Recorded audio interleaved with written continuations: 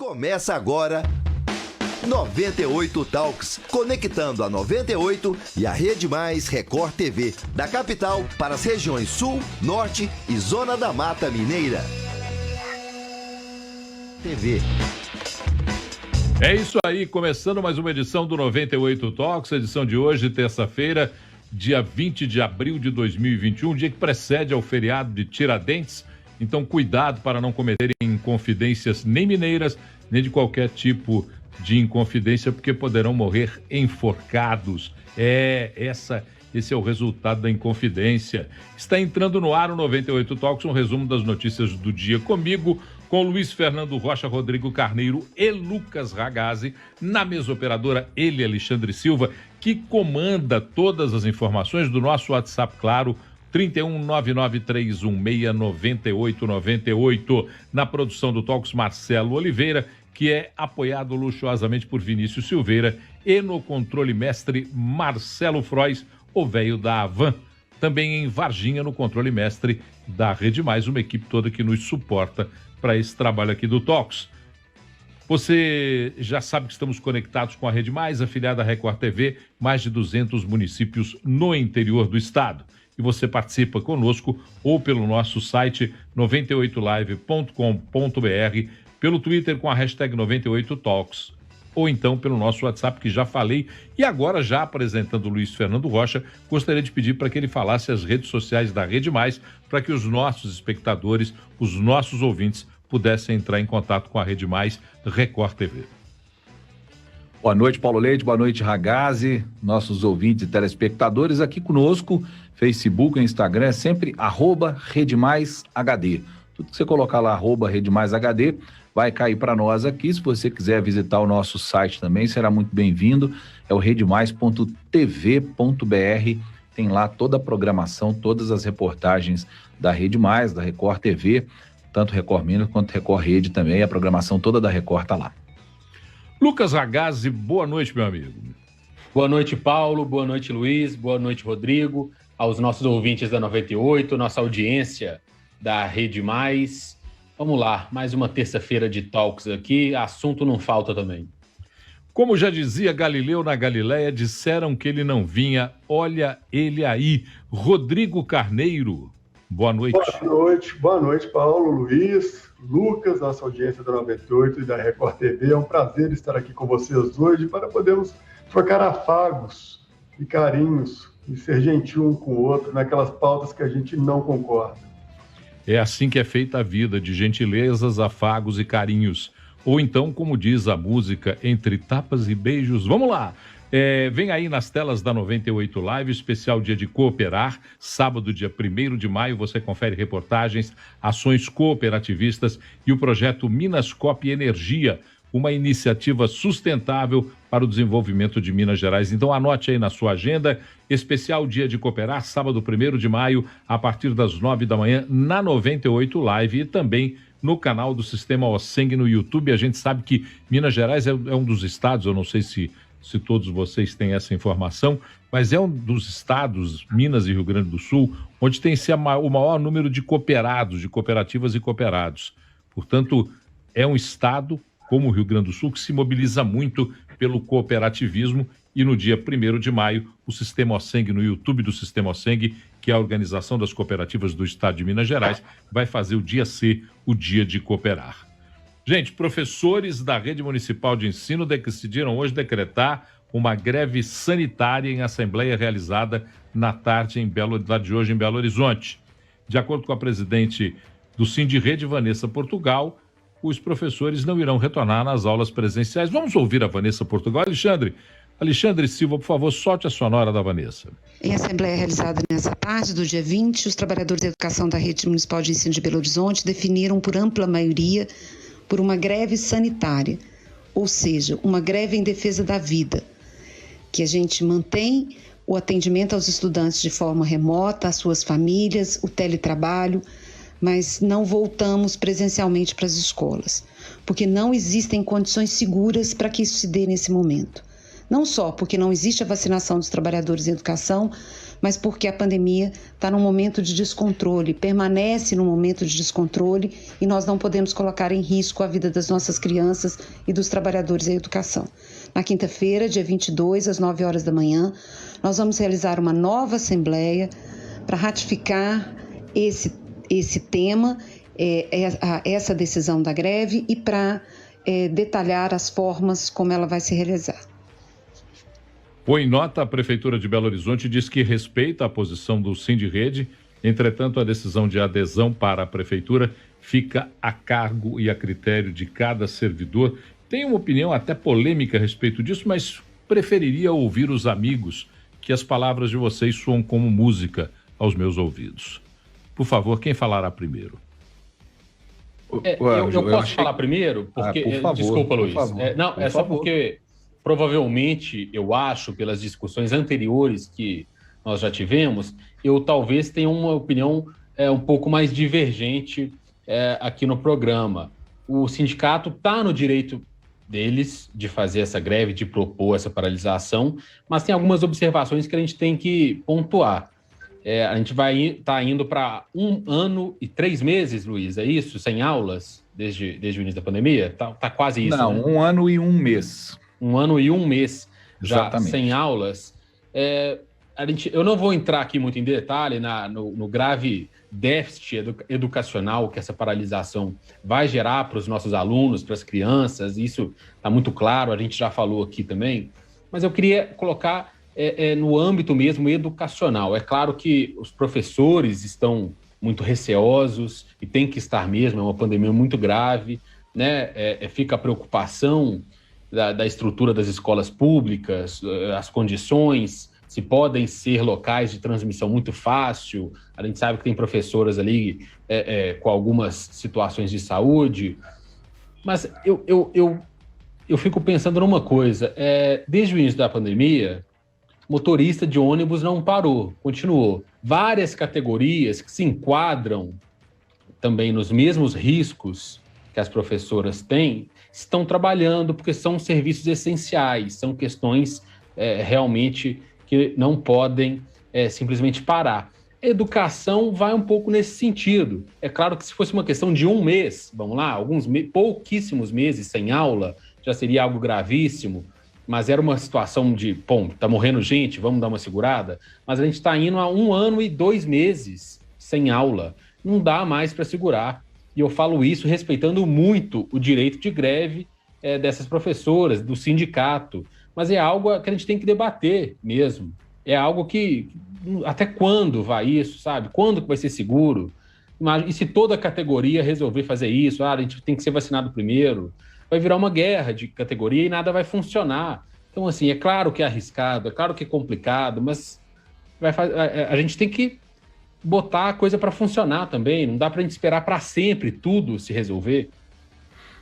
Ô Lucas, desde março do ano passado, várias categorias chegaram a decretar essa greve sanitária.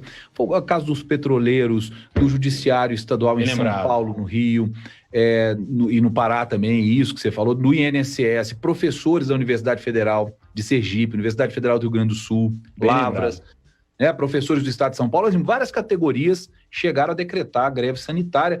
Não teve muita adesão, acho que com 1 ou 2 exceções aí, especialmente no Judiciário. A Justiça Federal já reconheceu o direito à greve sanitária e ambiental. Mas é aí que vem esse questionamento, 2 questionamentos acho que vão ser mais levantados. Você falou muito bem de um deles, mas, por exemplo, a Justiça reconhece o direito à greve sanitária desde que haja grave ou iminente risco laboral. Nesse caso, esse risco realmente existe? Tem realmente a comprovação científica de que na comunidade escolar houve alto ou tem o iminente risco de contaminação? Ou até pelo contrário, né? Tem a comprovação de que não existe esse risco, porque outros países, que são até muito celebrados aí, né, como exemplo de gestão da pandemia, pelos brasileiros de uma forma geral, eles retomaram ainda ano passado as aulas presenciais. Eu trouxe essa informação aqui no final da semana passada, todo mundo acompanhou, eu trouxe bem detalhado. Então, por que esses países podem e o Brasil não pode retomar? Por que eles puderam e o Brasil não? O que tem de diferente neles em relação ao Brasil? Beleza. Aí entra o segundo grande questionamento, na minha opinião também. É uma questão de estrutura, né? As nossas escolas, especialmente as escolas públicas, será que elas aproveitaram o tempo que elas estiveram fechadas para se preparar para essa volta? É o que a gente sempre questiona e sempre cobra aqui. A minha dificuldade sinceramente, gente, de acreditar... eu tenho uma dificuldade enorme de acreditar em qualquer uma dessas fontes que a gente tem disponíveis aí. Sejam as prefeituras, né, os gestores das escolas públicas, governos do estado, etc., ou sejam os sindicatos, quaisquer um deles também. E eu nem acho que é porque as pessoas que representam essas instituições, né, prefeituras, gestores públicos, sindicatos e tal, sejam desonestos, não. É porque o discurso deles todos está tão contaminado, tão claramente contaminado por essa polarização sem noção que a gente vive, por essa politização, que eu não consigo realmente acreditar na avaliação que eles fazem dessa situação. Tá? O que a gente precisa saber e cobrar é por que, então, as escolas não se prepararam quando elas tiveram tempo. E esse tempo foi longo demais. E eu acho que isso nem serve para as escolas particulares. Né, Rodrigo? Que você vem sempre falando aqui também. Ô, Luiz, eu estou tentando, e desde o início da conversa, eu estou buscando aqui escolher melhor a forma de falar para não me exceder. Mas vamos lá, né, cara? Sindicatos Professores de Belo Horizonte, historicamente, a gente já sabe que vai ter greve todos os anos, com pandemia e sem pandemia. Eles se especializaram em fazer greve. Aquela pessoa que não tem a capacidade de dialogar, ela vai pelo caminho mais fácil, de simplesmente se negar a exercer a sua função de forma autocrática. E a greve é um instrumento legítimo, democrático, mas a partir do momento que você utiliza e abusa desse instrumento em todos os cenários, e sempre, em todos os anos, vem gestão, passa gestão, a gente acaba meio que, né, desconfiando um pouco do real interesse dessas greves, e não representa os professores não, Luiz, me desculpa, representa os presidentes do sindicato, no caso, Vanessa Portugal, do PSTU, uma eterna candidata aí a prefeita de Belo Horizonte, acho que ela já concorreu 3 vezes, perdeu as 3. Governo do Estado também. Governo do Estado, então assim, é aquilo que, cara, é uma política velha, é uma política antiga, é uma política retrógrada. A gente tem a esperança de que as pessoas evoluam com a pandemia, que tenham a capacidade de enxergar a pauta de forma mais séria, com coragem e não com esse tipo de posicionamento, sabe? Enfim. Mas a gente tem aí essa realidade que você disse. A gente viu os Estados Unidos voltando às aulas normalmente, vários países na América Latina voltando às aulas normalmente, a gente viu São Paulo voltar às aulas normalmente, mas eu acho que Belo Horizonte tem um espectro que paira diferente, uma cepa diferente do Covid, no qual, mesmo a OMS falando que as crianças transmitem muito menos, a carga viral que elas carregam ridiculamente menor do que de um adulto, crianças e até adolescentes de até 16 ou 17 anos, se não me engano. Você acha que realmente eles levam isso em consideração? Não levam.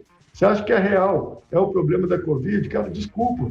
Um sindicato que faz greve eternamente, não estou aqui desmerecendo a valorização dos professores, pelo contrário, sou um defensor da classe que acredito que deveria receber no mínimo o dobro do que recebem hoje. Mas como a gente tem um país, um estado e uma cidade aparelhada pelo funcionalismo, é impossível você valorizar aqueles que deveriam ser valorizados. Pega o nosso custo do judiciário, pega o nosso custo de tudo, custo do país. O liberalismo no qual eu me encaixo e que eu busco trazer a visão dele evita exatamente esse tipo de coisa. A gente quer pagar bem a professora, a gente quer pagar bem a médico, a gente quer pagar bem o profissional da limpeza urbana, a gente quer pagar bem o profissional da segurança pública.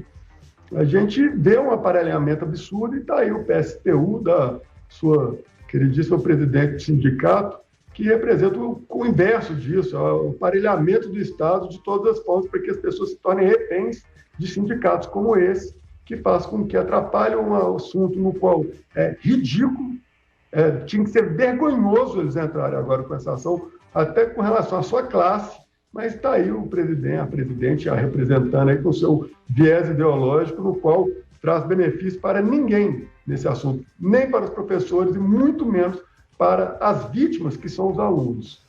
Bom, eu deixei por último minha fala, porque no Central de hoje já esgotei tudo que eu penso a respeito. Mas quem não ouviu no Central, farei um resumo. Um resumo que vai em caminhos bem simples. Primeiro, o secretário Jackson Machado já admitiu que poderia ter voltado com as aulas antes, não tivesse adotado números falsos, mentirosos. Portanto, o sindicato, que tem uma influência, no mínimo estranha, dentro da Prefeitura de Belo Horizonte, ou se não na Prefeitura, dentro da Secretaria de Educação, foi um dos que colaborou para que esses números falsos fossem potencializados. Segundo argumento, vai em cima do argumento que disse Luiz Fernando Rocha. Não pode ser considerada uma greve sanitária. Esse não é o princípio de uma greve sanitária. Não há risco iminente a nenhum daqueles que estão praticando ou praticarão a aula, mesmo porque é liberalidade a ida ou não do professor à sala de aula, assim como dos alunos.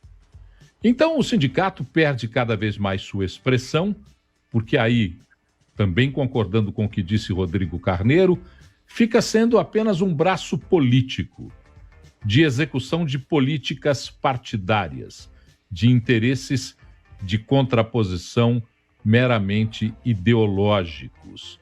E, nesse caso, a ideologia não está penalizando, minha cara Vanessa Portugal, os alunos da região sul, centro-sul da cidade, mas sim penalizando o pai da periferia e a mãe da periferia, que não tem condição de acompanhar o seu filho fora do espaço que ele tinha reservado à sala de aula. Essa é uma realidade que o Sindirede não conhece. Essa é uma realidade que o Sindirede não tem sensibilidade para perceber.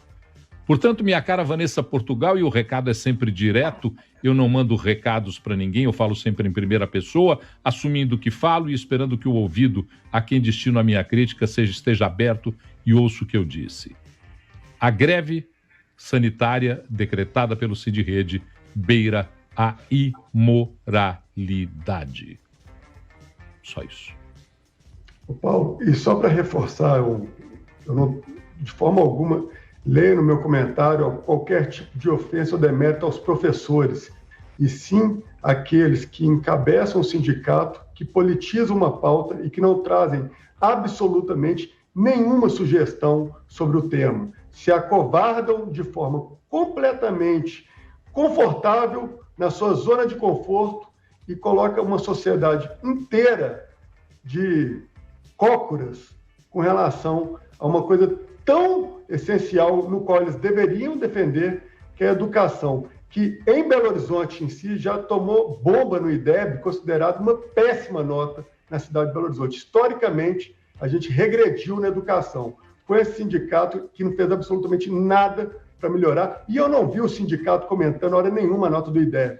Em nenhum momento a senhora Vanessa Portugal colocou o posicionamento dela de por que caiu a avaliação, já que você defende essa classe, essa pauta, no qual, coitados dos professores, que não são também vítimas, no meu ponto de vista, desse posicionamento de vocês. Bom, vamos à próxima nota. A grande questão, gente, desculpa, Paulo, só para a gente amarrar essa situação, a grande questão é exatamente essa, né? É o receio de que os professores estejam sendo usados como massa de manobra política. Eu não estou dizendo que é isso que está acontecendo, eu estou dizendo que quando a gente ouve esse discurso da forma que ele é feito, sem levar em conta a possibilidade que o próprio Paulo nos disse que agora de o professor não comparecer e o aluno não comparecer, desde que ambos arquem com as consequências individuais aí, né? Os pais arquem com as consequências pelos filhos e os professores arquem com as consequências de não comparecerem, sem levar isso em conta, sem colocar isso na mesa, sem dizer para os professores que essa é uma possibilidade, realmente a gente tem fica com a pulga atrás da orelha se esse discurso não é um discurso meramente político, né? Tomara que não. E Ragazzi, me perdoe até se você foi o primeiro que emitiu sua opinião e que depois teve alguns aspectos discordantes. Eu respeito muito aquilo que você disse, particularmente no direito do trabalhador. Eu acho que o direito do trabalhador ele deve ser observado sempre, mas eu acho que existe o senso e o direito. E aí, nesse caso, eu faço a ponderação e por isso fiquei... Só para ficar muito claro, tá, Paulo? Eu queria muito ouvir o posicionamento do sindicato com relação ao IDEB, sem colocar na conta da pandemia, porque ele foi medido antes da pandemia. Eu gostaria muito que o sindicato justificasse o porquê Belo Horizonte regrediu no IDEB no ano de 2020, 2019, soltou em 2020, se eu não estou enganado, é exatamente isso. A gente regrediu no IDEB. O que o sindicato pode propor para a prefeitura para que melhore o ensino municipal em Belo Horizonte? Como que a gente consegue sair desse número ridículo, no qual uma cidade que defenda aí qualquer tipo de visão aí para o futuro e que não investe na educação dos seus alunos e que a única pauta relevante que eles conseguem trazer é uma greve e um recorde de fechamento, onde, como bem o Paulo disse, esse comitê acovardado da prefeitura fez questão de deixar a cidade fechada e não tentar em nenhum momento a reabertura das escolas e nem abrir o diálogo. O que mais me irrita nesse comitê é a dificuldade das pessoas dialogarem com ele, se sentem os reis de todas as informações, como se eles soubessem o que estavam fazendo, e dia após dia vem o senhor Jackson Wagner, ele reconhecer que o índice que ele criou para retomada da aula, isso não sou eu que estou dando a minha opinião, emitir minha opinião, não. Eu estou trazendo aqui um fato. O secretário de Saúde, Jackson Wagner, ele falou... Jackson Machado. Jackson Machado. Ele criou um índice que era inalcançável. Então, que nível é esse de comitê que simplesmente trata os temas dessa forma? Coisa louca isso. É mais de um ano que está essa pendenga e, de verdade, tem cargo vitalício, parece, né, em gestão, que a pessoa não pode mudar absolutamente de forma alguma, né? Tá aí. O senhor Jackson Wagner, Jackson Machado deve ter esse cargo aí garantido na prefeitura. Ô Paulo, eu fui o primeiro a falar, mas acabou, acho que a gente até teve uma convergência de ideias também, né? Eu bato na tecla novamente, essa greve está no direito do sindicato, está no direito desses trabalhadores, dos professores, mas eu acho que tem risco, como todas as outras profissões, tem um risco de contaminação numa sala de aula, assim como tem o risco de contaminação numa redação de jornal. Eu contraí Covid, na redação em que eu trabalhava no ano passado. E quantas outras categorias não estão trabalhando desde o início? Policial não pode parar. Carteiro, imagina se os carteiros só voltam a trabalhar depois de todos serem vacinados. Repórter de rua. Não tem jeito. E professor, a gente já passou 1 ano e 2 meses sem aula. O professor já tem que entrar nessa categoria de gente que não dá para parar mais. Eu entendo que é difícil mesmo, a situação é horrível, mas a questão para os alunos, para as crianças, não tem como segurar, é uma bomba relógio. Bom, vamos mudar a pauta, vamos falar a respeito da decisão do governo de Minas sobre as contas de luz e água. Comerciantes em Minas Gerais, isso vale para o comércio, aqueles que estão com dívidas nas contas de energia elétrica e água terão mais prazo para fazer o pagamento. Os débitos poderão ser quitados em 12 parcelas sem juros. Quem anunciou isso foi o governador Romeu Zema, nas suas redes sociais, depois de um encontro que teve com o presidente do Tribunal de Justiça de Minas Gerais, o desembargador Gilson Lemes. Ele afirmou, vou abrir aspas para o governador, que após me reunir com diversos setores produtivos nos últimos dias, conseguimos dar uma boa notícia e atender a uma importante demanda dos comerciantes que possuem dívidas de contas de luz e água que poderão parcelar os débitos sem entrada em até 12 vezes sem juros. O governador diz que vai seguir ouvindo e analisando cada sugestão nesse momento tão difícil para todos nós. Eu queria que a gente comentasse essa decisão do governo do estado, que vale para o estado inteiro, e depois a gente falar um pouco mais de Belo Horizonte, que tem uma transformação aqui, ou uma notícia de redução de tarifas, não, de adiamento do pagamento das tarifas. Mas vamos falar um pouco sobre essa decisão envolvendo CEMIG e Copasa. Luiz, não estou querendo te ouvir. Você está muito pensativo hoje. Eu tô aqui esperando quem é que vai falar do negócio. Ô Paulo, a questão é a seguinte: Copasa e CEMIG, historicamente, são caixas pretas que os governos não conseguiram abrir, historicamente. Por isso que deveria se privatizar. Exatamente. Pode continuar. Eu concordo com você plenamente. Eu acho que se os governos não têm condições de fiscalizar, de manter as respectivas diretorias desses dois órgãos sob controle, né, especialmente quem determina as políticas de expansão, quem determina as políticas tarifárias, né, desses dois órgãos, tem que ser privatizado para que a gente possa ter concorrência e a gente tenha condições de escolher. Olha a situação da Copasa, olha o que a Arsai está fazendo em relação à Copasa. A Arsai está cobrando da Copasa a tarifação, a correção da tarifação, que em muitos lugares ela está acima do razoável, né? A gente tem aumentos de cobrança aí, verificado normalmente e denunciado com regularidade, aumentos de cobrança em regiões específicas, e o órgão, a estatal, não consegue explicar. Então, eu acho que é uma urgência que isso seja regulamentado, que isso seja regularizado, mas eu não sei se isso é possível acontecer ainda dentro desse governo, com base nisso que você nos colocou aí. Eu não sei se é possível que isso aconteça dentro desse governo. Eu acho que o caminho da privatização pode sim, nesses dois casos, mais do que qualquer outro, é o caminho para que essa transparência ocorra e que isso seja regularizado. Paulo, eu queria só comentar essa decisão hoje, esse anúncio que eu vejo de forma muito positiva, né?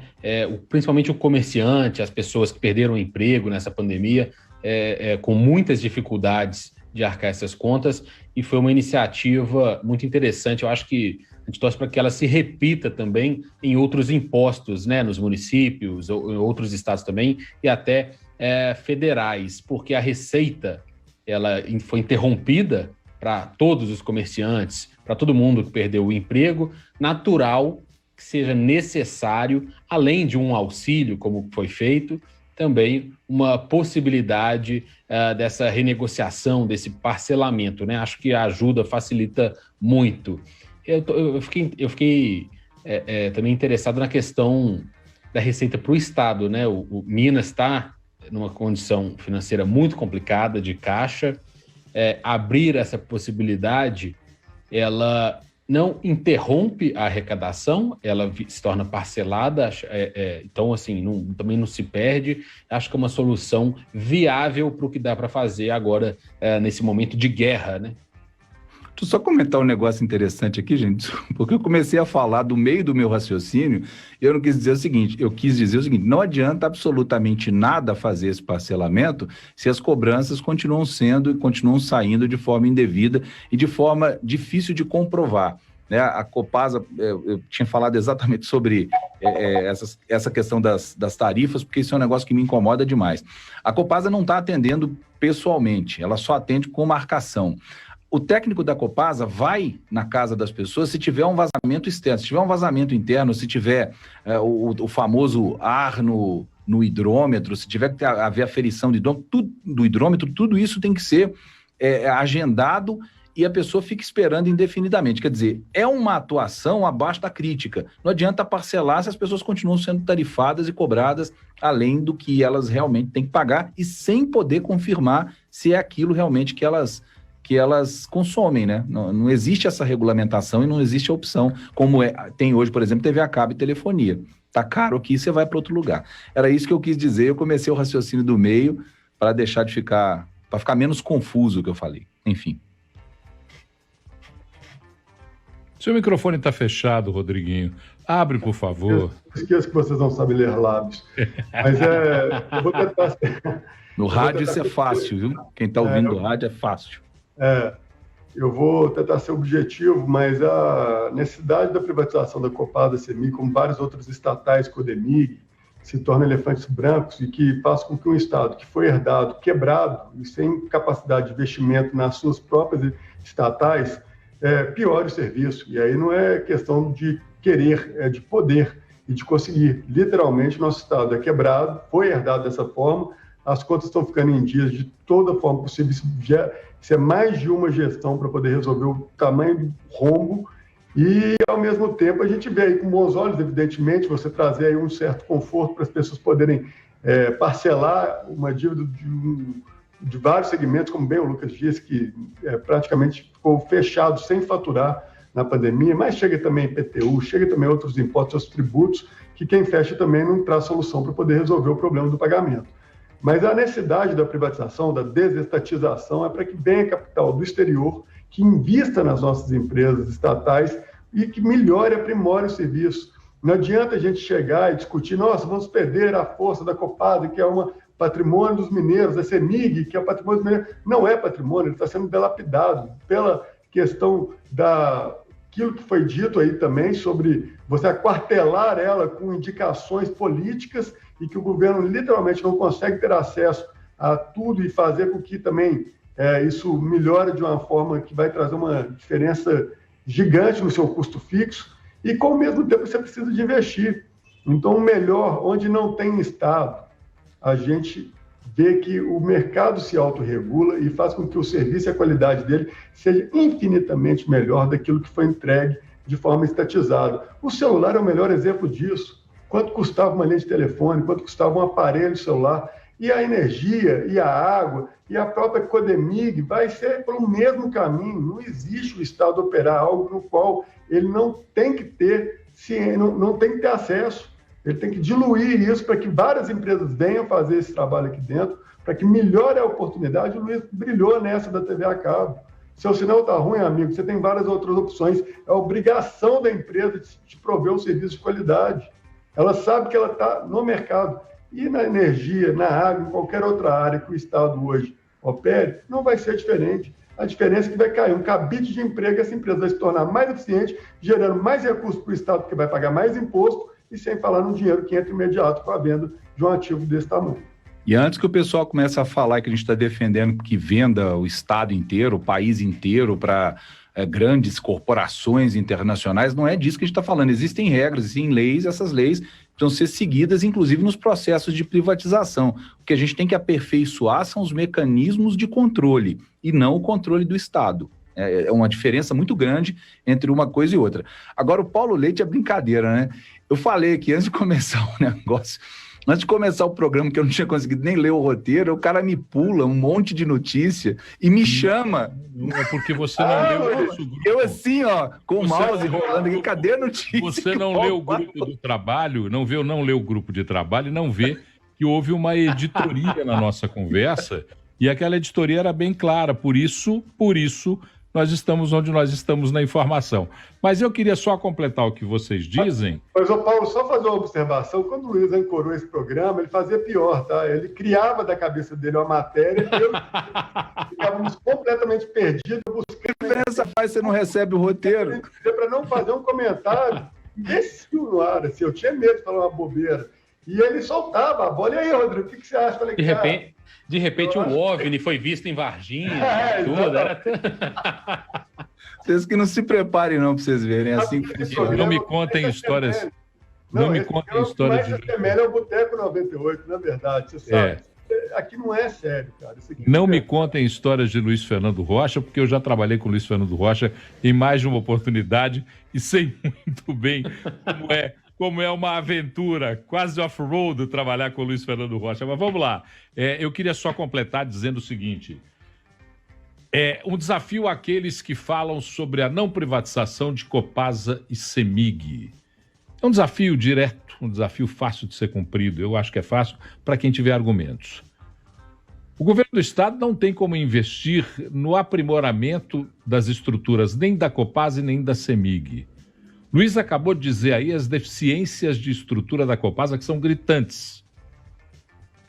E as deficiências de estrutura que também estão na CEMIG. E o governo não tem como ter o aporte necessário para a transformação desses dois serviços. Então eu gostaria que aqueles que defendem de maneira radical a não privatização, que apresentassem, e o espaço está aberto, que apresentassem argumentos de como o Estado investiria no desenvolvimento de um serviço que hoje começa a ficar arcaico. E que daqui a pouco não prestará mais o serviço à população. Ou, 2 pontos, o Estado não deve dar satisfação dos serviços que presta à população. Pode ser que as pessoas que assim pensem ajam dessa maneira. Mas empresários de Belo Horizonte ganharam mais tempo para quitar taxas referentes a 2021. O pagamento das tarifas de fiscalização de localização e funcionamento de fiscalização sanitária e de fiscalização de engenhos de publicidade, as tais taxas de publicidade, poderão ser feitas a partir do dia 30 de julho e quitados em 6 parcelas até 30 de dezembro. Foi publicada essa prorrogação no Diário Oficial da União e antes de passar a bola para vocês, eu lhes pergunto, e perguntaria direto, eu gosto de perguntar direto, esse negócio de ficar, uma prefeitura, não. Senhor secretário de Planejamento, André Reis, o senhor está prorrogando fiscalização de engenho de publicidade para quem ficou 7 meses e meio parado? Publicidade do quê? Do serviço que não podia prestar?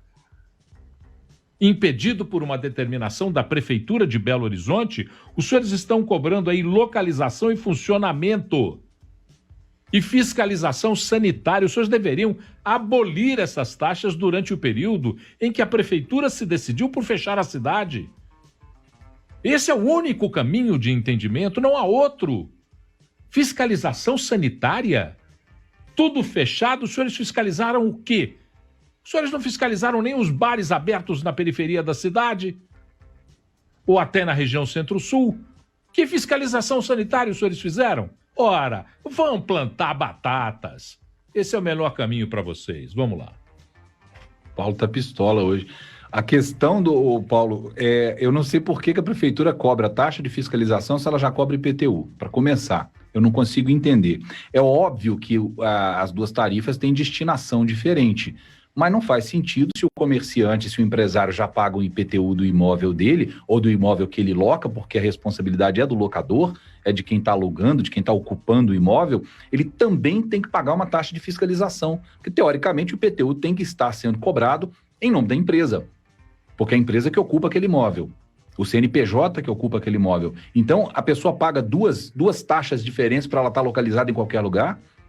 Eu não sei se em qualquer capital do Brasil isso acontece. Aí eu estou dizendo que eu realmente não sei. Pode até ser que seja normal, mas eu não acho que é moral. Não faz sentido algum, né? Vamos falar a verdade. Não faz sentido algum. Não tem comércio funcionando direito. Quando funciona de forma capenga, a gente não sabe até quando que dura. Como é que alguém vai investir numa publicidade desse jeito da prefeitura? Não faz sentido. Nem comercialmente para a empresa, não faz sentido algum. Não está conseguindo pagar salário, vai pagar publicidade?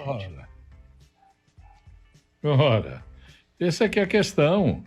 A questão mais imoral é essa. Gente, quando eu leio aqui, eu faço questão de ler com calma. Taxa de fiscalização de localização e funcionamento. Não está funcionando. É imoral cobrar uma taxa dessa.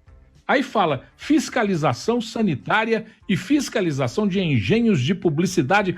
Publicidade é quando eu estou usando o meu serviço e publicizando para que eu venda mais, para que eu realize mais negócios. E não é isso que está acontecendo. Será que a prefeitura de Belo Horizonte... empresário da cidade, desculpa, Paulo, de cortar, mas é outra coisa absurda. O Rodrigo é empresário em Belo Horizonte, ele vai poder dizer isso pra gente. Se o município já cobra o imposto sobre serviço, já cobra o ISS, por que tem que cobrar uma taxa de fiscalização de engenho publicitário? Nós estamos pagando para a prefeitura fiscalizar o que a gente faz. Se o imposto já existe, e o imposto sobre serviço é um imposto municipal. O IPTU é um imposto municipal. Quer dizer, os impostos são... A gente sabe que no Brasil é assim que funciona. Só que não nos tira o direito de reclamar, né? De espernear. Então, você tem toda a razão, desculpa ter te interrompido aí, mas isso também, como empresário, é um negócio que me incomoda profundamente. Eu tenho a minha empresa em Belo Horizonte, pago essas taxas e não entendo por que eu estou pagando essas taxas.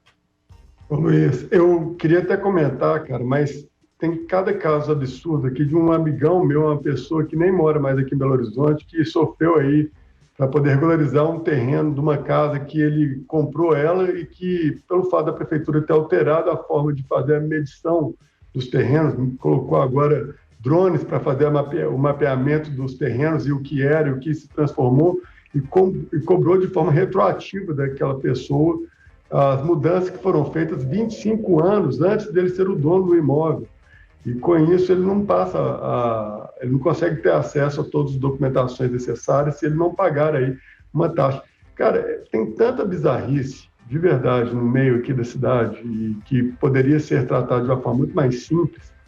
Eu gostaria muito de ver isso, até porque a visão que eu tenho e que eu acredito que compartilha até do próprio prefeito Alexandre Calil.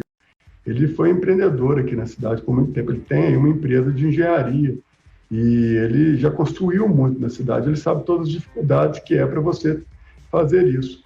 E quando a gente enxerga que teria uma oportunidade de simplificar coisas básicas dentro da cidade, por uma visão até mesmo de quem já sofreu por isso, infelizmente até o momento isso não aconteceu. Eu espero que aconteça. A gente tem aí mais 4 anos aí do seu mandato, teoricamente, e quem sabe a gente não consegue ter uma pauta positiva até o final dessa segunda gestão dele, porque isso é histórico na cidade de Belo Horizonte, né?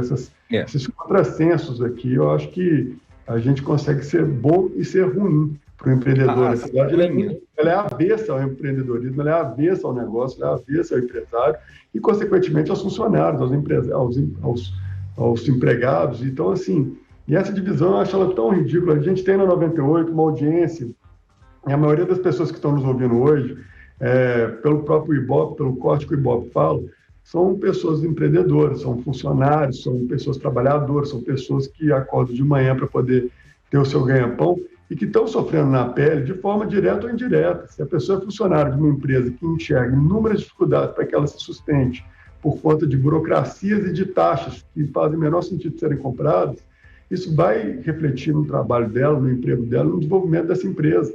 Então, é uma cidade que não cuida do seu próprio desenvolvimento, que até gera mais impostos se essa empresa cresce, se ela evolui, mas é uma visão do imediatismo, aquilo que a gente já discutiu aqui inúmeras vezes. Infelizmente, não tem uma pauta no qual a gente abrace os empresários e, consequentemente, os trabalhadores para que a nossa cidade o receba de uma forma mais adequada.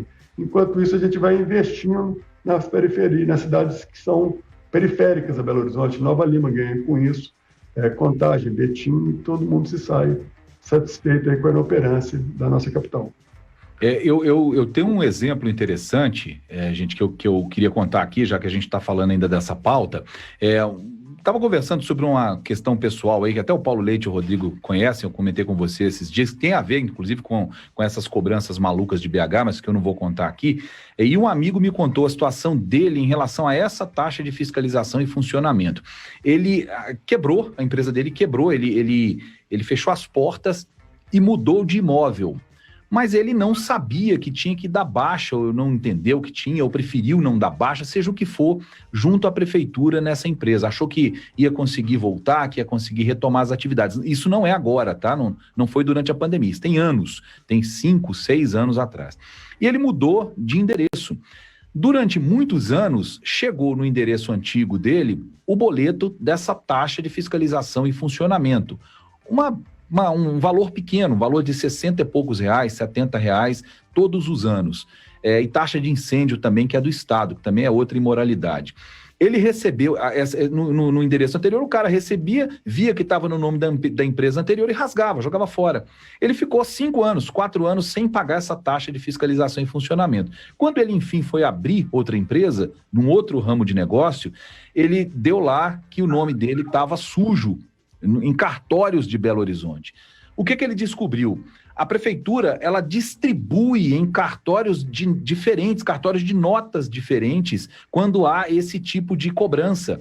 Então, o de um ano a prefeitura manda para um cartório, do outro ano manda para outro, porque precisa agradar todos os cartórios. Tem 4, se não me engano, cartórios de notas no centro da capital, 4 ou 5. A prefeitura distribui por eles. Então, cada dívida, mesmo sendo de uma só pessoa, a prefeitura manda para um cartório. Quando essa pessoa vai acertar e pagar essa dívida, ela precisa sair fazendo uma peregrinação por cartórios, pagando as taxas, que são absurdas, mais que o dobro do valor da dívida, mesmo corrigida, para um por um dos cartórios para conseguir limpar o nome. Nem essa decência para facilitar a vida do contribuinte existe numa cidade como Belo Horizonte. Então é uma cidade pouco amigável, pouco amistosa, para o empreendedor. Não tenho dúvida nenhuma disso. Deixando claro que isso é histórico, né? Não é um problema da atual prefeitura, tá? Isso é um problema histórico na capital. Isso não tem a ver com o Alexandre Calil, com o prefeito Calil. Não é um problema da atual prefeitura. Ela só não conseguiu resolver esse problema.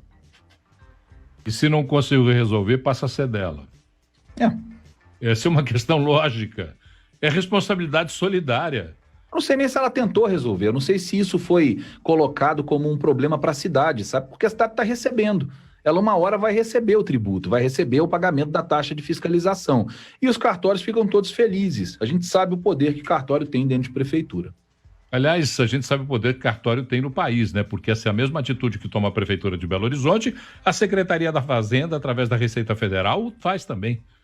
Distribui em todos os cartórios para agradar os donos de cartórios. Cartórios, aliás, é outra imoralidade. Eu não vou perder meu tempo aqui falando sobre cartórios, porque você quita uma dívida com aquele que você deve e chega no cartório para, entre aspas, limpar o seu nome e acaba pagando 1/3 da dívida que você contraiu. Isso é outra imoralidade que esse país tem que abolir. Um dia, quem sabe, nós consigamos abolir essa vergonha que é manter esse tipo de ação, esse tipo de serviço mal prestado à população. Mas com relação à Prefeitura de Belo Horizonte, senhores, não há nem o que se nem o que se comentar. Rodrigo, espere eu dar essa notícia até o final para você não ficar afoito. A afoiteza pode conduzi-lo a uma sinuca de bico, como dizem por aí. Por unanimidade, a diretoria da Anvisa liberou o uso emergencial do coquetel Regen Covid-2 no tratamento de pacientes com a Covid. Liberado em caráter experimental, o tratamento reúne medicamentos como o Casirivimab e o Indevimab e é destinado a casos leves e moderados com resultado positivo para o novo coronavírus de pacientes do grupo de risco da doença que não necessitem de suplementação de oxigênio. O tratamento é restrito a hospitais, venda proibida no comércio. E esse é o segundo tratamento liberado para uso emergencial no país, da mesma forma, só podendo ser usado nos hospitais, por prescrição médica em casos adequados. O primeiro foi o do Remdesivir, que é um medicamento usado de maneira contínua para aqueles que contraíram a AIDS, a síndrome da imunodeficiência adquirida. Então, tá aí, essa é a notícia. A Anvisa liberou mais uma possibilidade de medicamento, nesse caso, para casos moderados e leves, desde que não necessitem de cuidados respiratórios, ou seja, suplementação de oxigênio. Ouvi-los ou não? Posso falar? Pode. Posso, primeiro, já que é para a gente começar a levantar a parte da polêmica. Cara, óbvio, eu não sou médico, eu estou falando aqui como leigo e vou quase que ser um extremista aqui agora, estou até com medo disso, mas enfim. Eu fico com receio, mas eu tenho que preparar a audiência para que ela também tenha consideração aí, porque pelo menos eu estou sendo honesto, porque eu estou falando de forma meio que apaixonada. A questão de você sempre criticar e todos a imprensa, eu vou colocar nós em balaio, de ter uma velocidade muito grande em criticar, desqualificar qualquer tipo de tratamento que foi testado aí nesses coquetéis para fazer assim que você se contamina, né? Então você fazer aí o protocolo que é utilizado, e até hoje é bem utilizado em alguns hospitais, e que no meu caso, quando eu peguei Covid junto com mais 18 pessoas comuns, não pegamos todos juntos, mas ao mesmo tempo, pessoas que eu tenho relacionamento, e a gente foi acompanhando aí, até mesmo um grupo, em todos os casos foram prescritos aí um protocolo para que a pessoa imediatamente começasse a usufruir de uns coquetéis de remédio para evitar aí um mal pior ou uma evolução maior aí do quadro clínico. E deu certo para todo mundo. Uma pessoa ficou um pouquinho mais fraca, acabou precisando de oxigênio um pouco, mas voltou sem complicações maiores e tudo mais. Eu estou falando de um espectro infinitamente pequeno e desconsiderado. Estou só relatando aqui a minha situação com a Covid.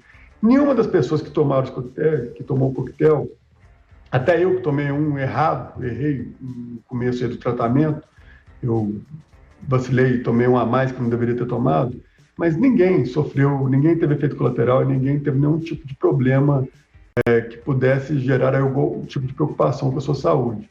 Então, assim foi com milhões de pessoas que, ao se deparar com o positivo, foram prescritos também, a gente não foi excluído, então todos os hospitais que todas as pessoas participaram, elas fizeram aí o uso de um medicamento, um protocolo de um medicamento, e aí agora vem esse coquetel aí e que está chancelado pela Anvisa. Eu gostaria de saber o que tem de diferente desse coquetel para esses que eram oferecidos, no que diz respeito à validação, no tempo de pesquisa, no que foi dito para desqualificar aqueles que já existiam e o que trouxe para qualificar esse agora que está sendo oferecido. Eu tenho um medo muito grande, Paulo, eu não estou fazendo acusação, estou falando sobre um receio disso ser simplesmente uma jogada comercial. É um prejuízo muito grande para os laboratórios você ter um remédio que traga algum tipo de funcionalidade no combate à Covid, a partir do momento que a pessoa tem, e que não sejam tão baratos feito eram os que estavam sendo prescritos até então. Me alonguei, né?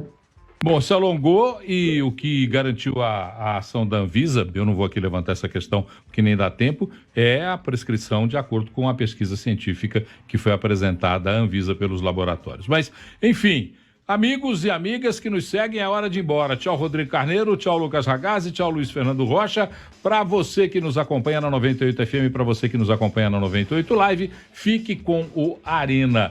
Para quem está na Rede Mais, Record TV, vem aí o Jornal da Record.